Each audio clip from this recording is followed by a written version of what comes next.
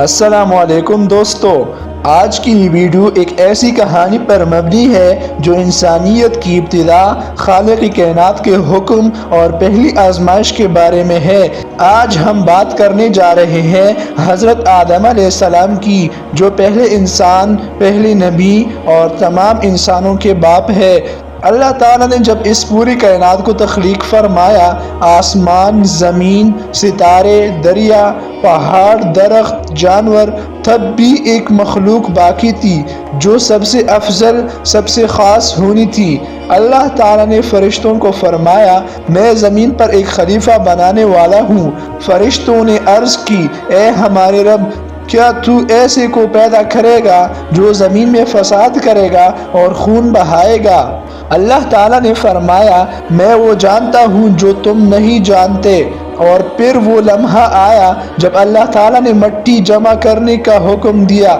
فرشتے مختلف جگہوں سے زمین کی مٹی لائے، کسی جگہ کی نرم، کسی جگہ کی سخت، کسی کی سفید، کسی کی سیاہ، اور ان سب کو ملا کر اللہ تعالیٰ نے حضرت آدم علیہ السلام کی تخلیق فرمائی۔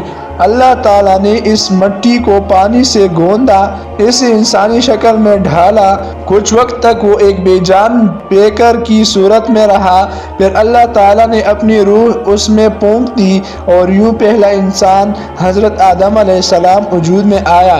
دوستو، جیسے ہی روح داخل ہوئی، حضرت آدم علیہ السلام نے اپنی آنکھیں کھولی، سانس لی اور اللہ کے حکم سے الحمدللہ کہا۔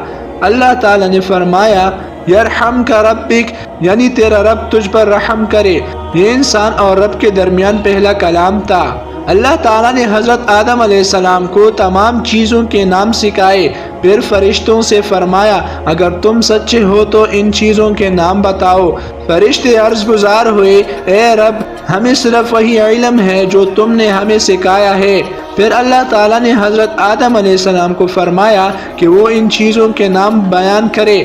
جب حضرت آدم علیہ السلام نے سب کے نام بتا دیے تو اللہ تعالیٰ نے فرشتوں سے فرمایا، کیا میں نے تم سے نہیں کہا تھا کہ میں وہ جانتا ہوں جو تم ظاہر کرتے ہو اور جو تم چھپاتے ہو؟ اس کے بعد اللہ تعالیٰ نے تمام فرشتوں کو حکم دیا کہ وہ حضرت آدم علیہ السلام کو سجدہ کرے۔ سب نے سجدہ کیا سوائے ابلیس کے۔ ابلیس جو جنوں میں سے تھا، تکبر میں آ گیا اور بولا، میں اسے کیوں سجدہ کروں؟ تو نے مجھے آگ سے پیدا کیا اور اسے مٹی سے۔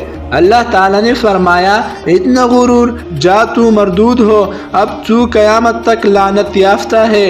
ابلیس نے جواب دیا، اے رب، مجھے قیامت تک کی مہلت دے تاکہ میں تیرے بندوں کو بہکاؤں۔ اللہ تعالیٰ نے فرمایا، تجھے مہلت دی گئی، مگر میرے مخلص بندوں پر تیرا کوئی زور نہیں چلے گا۔ اس کے بعد حضرت آدم علیہ السلام کو جنت میں داخل کیا گیا۔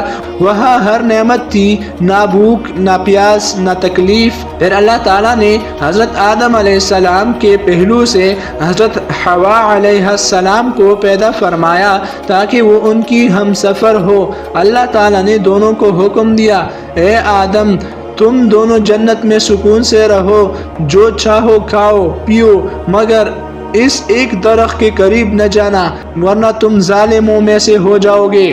ابلیس جو پہلے ہی دل میں انتقام رکھتا تھا، ان دونوں کو بہکانے لگا۔ اس نے وسوسہ ڈالا، اے آدم، کیا میں تمہیں وہ درخت نہ بتاؤں جو ہمیشہ کی زندگی دیتا ہے؟ اگر تم اس کا پھل کھا لو گے تو کبھی جنت سے نہیں نکالے جاؤ گے۔ حضرت آدم علیہ السلام اور حضرت حوا علیہ السلام نے شیطان کے جھوٹ پر یقین کیا اور درخت کا پھل کھا لیا۔ پھر اچانک ان کے کپڑے اتر گئے، شرم محسوس ہوئی اور وہ درخت کے پتوں سے اپنے جسم ڈھانپنے لگے۔ اللہ تعالیٰ نے فرمایا، کیا میں نے تمہیں اس درخت سے نہیں روکا تھا؟ حضرت آدم علیہ السلام فوراً نادم ہوئے اور دعا کی، اے ہمارے رب، ہم نے اپنے آپ پر ظلم کیا، اگر تو ہمیں معاف نہ کرے اور ہم پر رحم نہ کرے تو ہم خسارے میں پڑ جائیں گے۔ اللہ تعالیٰ نے ان کی توبہ قبول فرما لی، مگر فرمایا، اب تم زمین پر اتر جاؤ، تمہارے لیے وہاں وقت مقرر تک رہنا ہے۔ یوں حضرت آدم علیہ السلام اور حضرت حوا علیہ السلام زمین پر اتر آئے۔ یہی انسان کی دنیاوی زندگی کا آغاز تھا۔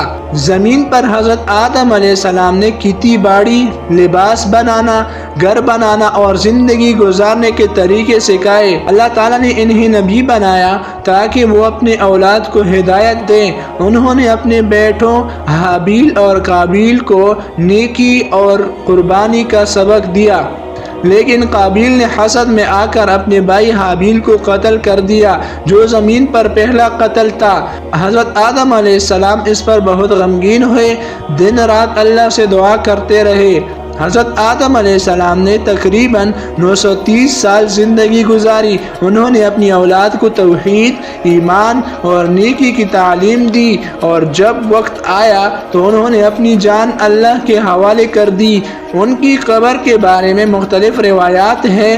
کچھ کہتے ہیں کہ وہ جنت کے قریب ہے اور کچھ کے مطابق زمین پر دفن کیے گئے ہیں۔ دوستو، حضرت آدم علیہ السلام کی کہانی ہمیں یہ سکھاتی ہے کہ انسان اگر غلطی کرے بھی تو اللہ سے سچی توبہ کر لے تو وہ ضرور معاف کر دیتا ہے۔ اللہ تعالیٰ نے ہمیں حضرت آدم علیہ السلام کی اولاد بنایا تاکہ ہم ان کی طرح ایمان، نیکی اور سچائی کے راستے پر چلے۔ اس طرح کے مزید اور دلچسپ واقعات کے لیے ہمارے اس چینل کو سبسکرائب کریں، اس ویڈیو کو لائک کریں اور شیئر کریں، اور اپنے پسندیدہ کہانیوں کو کمنٹ میں ضرور بتائیں۔ شکریہ۔